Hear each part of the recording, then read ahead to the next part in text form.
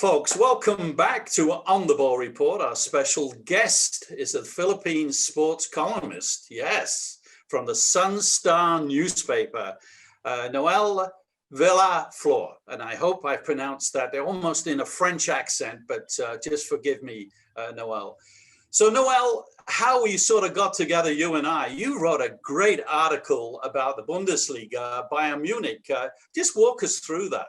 Guys, first of all, I'd like to thank you for having me here, and it's an honor to be talking about one of my greatest passions in on this medium. So anyway, to cut that short,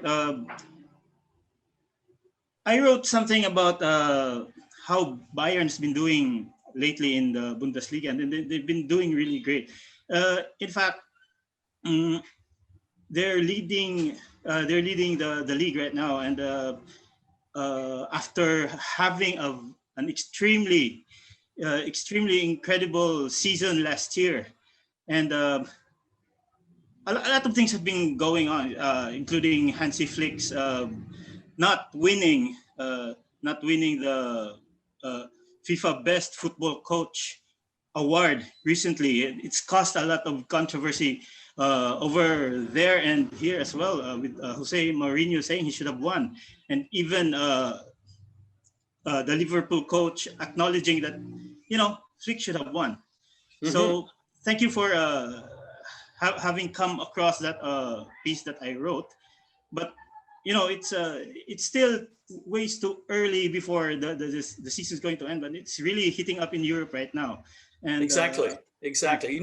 I sort of wonder, you mentioned about coaches, and I'm in agreements with that particular coach award went the wrong way in the Bundesliga with Bayern Munich there. But let's look at Manchester United. Struggled around about 10th, 12th place. Then all of a sudden, they're up there. They're up there in 4th place there. Then you had the newcomers. I got to say, Leeds United. That's where I grew up. I played my little soccer there. Yeah, Leeds United. And then you had the newcomers, Leeds. Then you had Manchester City, former champions, done very well, but not showing their colours this season. You see, 3 points is 3 points, and if you get a string of good wins, against the toughest clubs, or even whether they're near the relegation zone or in the top 4, then you get 3 points. Like 3 points in three straight points, 3 wins in 3 games. That's 9 points.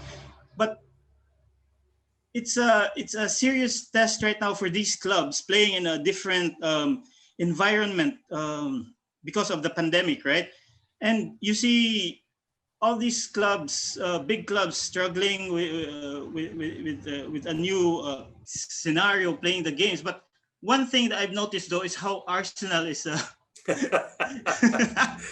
flirting with the relegation zone. See, I mean, can they still come back? I think that's a big question. I mean, all these clubs that in mid-table, they can still, Chelsea's been inching its way on top. And Noel, can Arsenal make a comeback?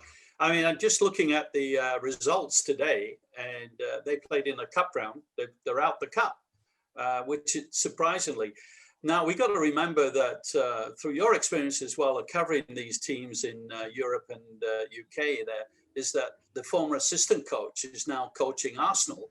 But is he good enough, or do they have the right players?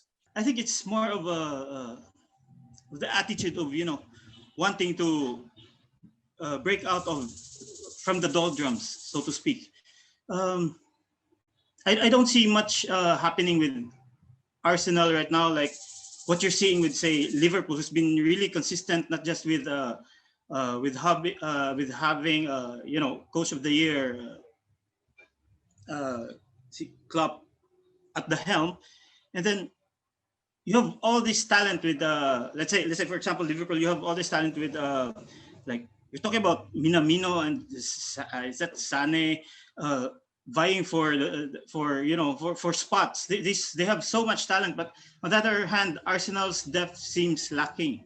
So I think it's a mere survival issue these days for the Gunners, and I hope they come back. I mean, I've been watching. This happens to clubs, This happens to Mhm. clubs. So one moment you're up there, and then one moment you're the Invincibles, and then the next you're you're in the zone. Do you know what? It's like the media, isn't it? I mean, you're the magic pen of writing about football, and I'm on the on-air guy, and we're only as good Yeah, as our last writing or yeah, exactly, our exactly. last performance in what we brought to the football fans there. But hold that thought, Noel. We're going to take a short break.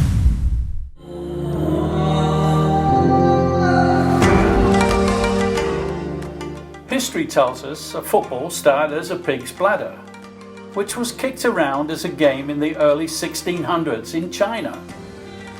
The progress of the ball shaped up to being designed a leather ball. It was stuffed with cork shavings for a bladder. But in recent times, a Philippine company, SunSports from Cebu, has manufactured quality training and match balls. So kick off with SunSport footballs. Score every time with quality, selection and price. Well, welcome back to On the Ball Report. Special guest is from the SunStar newspaper. He's the sports columnist, Noel Villaflor there. So we talked about ups and downs, the possibilities of some of the players not performing. The coaches, they can only do so much. They put you out there. You've got to perform. You've got to score the goals. You've got to win the games there. But taking it from one extreme to the other, it's been a really, really tough year, what with COVID for some of the players, not being able to perform, but also the loss of talent that we've had this year, the passing away of Argentina, Maradona, Italy's Paolo Rossi, and now the former great club manager of Liverpool, Gerard Houllier. Yeah, 2020 has been tough, and I wrote a couple of pieces about Maradona, and the guy's just been inspirational on so many levels. And but then again, he's achieved so much that his legacy is no longer without question in a sense. Although some English fans would haven't gotten over the hand of God yet, right? But Yes. Overall, the guy's inspired a lot, especially at the ground level, because he's the common person, the everyday person, footballer, so to speak. Like unlike some players who are viewed as with the elites or with the upper class, this guy Maradona was with the everyman. So he's inspired a lot of people, but his loss is it's a loss in a sense physically, but what is left for football is just Mm-hmm. his place is he's mainly a playmaker, so his place will be studied for a long time, and his impact on the sport will be the good and the bad will be studied for a long time. But I hope that the year does come to an end, and I hope 2021 will be better for this for this Well, let's hope so. I legend. mean, we obviously lost Paolo Rossi, and I fortunately have a ball signed by the Juventus team when Paolo Rossi was the striker there. That's my son has it in his collection. Oh, But when you go forward and you look at Liverpool's great Gerard Houllier, who died oh of a yeah. heart attack, but he'd also had some complications with his heart prior to that. I mean, he brought great success to the Liverpool side. Kind of tragic, really, to to think all about these losses in the field. But then Hmm. again, we have to move on and look at what they've achieved on and off the field. As managers, as players, as inspirational figures. Because we can just dwell on the loss itself. It's just on a personal level, we've lost so much people we know, and then on another plane, you lost all these people you look up to. So the only takeaway we can have from this is to look back, is to take a serious look at what they've achieved over their lives and what they've contributed to the sport, because what we really concerns us now is the future of the sport itself, given the situation we have right now, the pandemic. It's like one day it looks okay, and then the next day there's a lockdown, Yeah, and then exactly. Yeah, and who I knows when also I also, Noel, want to get this in before we wrap this part one of our interview, because I know you're a busy guy, but I need your comments. Messi, his contract is up next summer. Does he move out of Barcelona? Does he join Manchester City? Who can afford him? This season first, I've written about Messi several times, especially about, in fact, I have a column I wrote which I entitled like Manchester Messi. I was expecting that the move would pull through, but contracts are contracts, and he has 6 months left, roughly 6 months left in his contract. Now the question is he going to stay? Is he going to leave? What does Barcelona gain by having Messi with them? Does he still have the heart for the team? I mean, he has professed love for the club. But the problem is, can he still deliver the way he played when he was so full of passion for the club, and he was so hungry with the club that he wanted to win everything? So that is a double-edged sword, not just for Messi to stay with Barca, but with the club as well. You cannot keep a very expensive player playing salaries that are, so astronomical. You can't even begin to imagine how much this guy is earning, and then pay for his salary and he's not delivering on the field. Right now, how much has he scored in the last 10 games with the club? For the domestic side, his performance has been, not very Messi-like.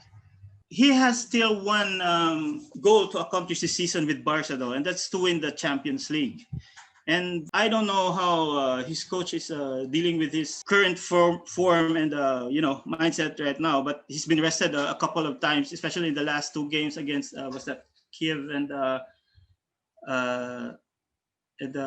other, I think another Turkish club. But he's been rested a couple of times. So I think the plan right now is, if they're not going to do anything, in La Liga, they might as well, go big in Europe after the humiliation they suffered at the hands of, Bayern. That's like that 8-2 thrashing from during the semifinals was just, deserves a redemption story for Barca. And I think Messi, it's still, he's having nightmares from that, I mean, you can't even. Absolutely. What about the fans? I mean, now the fans have demanded, they've got a new, let's say, president of Barcelona FC. And the fans, of course, own part of the club. It's a community involvement there, in ownership there. So interesting to see the new board of directors. But do you know what? I know you're a very busy guy, Noel, but we'd like to invite you back for part 2, because we want to discuss, obviously, the Philippines World Cup events coming up with the women and the men, of course. But it's a pleasure talking to you. And I've got to tell you, folks, that's the SunStar newspaper, the Philippine sports columnist. He knows a lot about football throughout the world there. And his name is Noel Villaflor. And I should say thanks to our production staff, Ian, Ben, Renee, and your host, of course, Pete Irvin. You have a safe week. You know what? Welcome to the world's greatest game of football. You can be smart, you can play smart, whatever your sport. You dress like a pro for your favorite football team. It could be the shirts, the shorts. Best in selection, best in price is Bad Beat Sportswear. It's your team selection. Bad Beat Sportswear is your winner.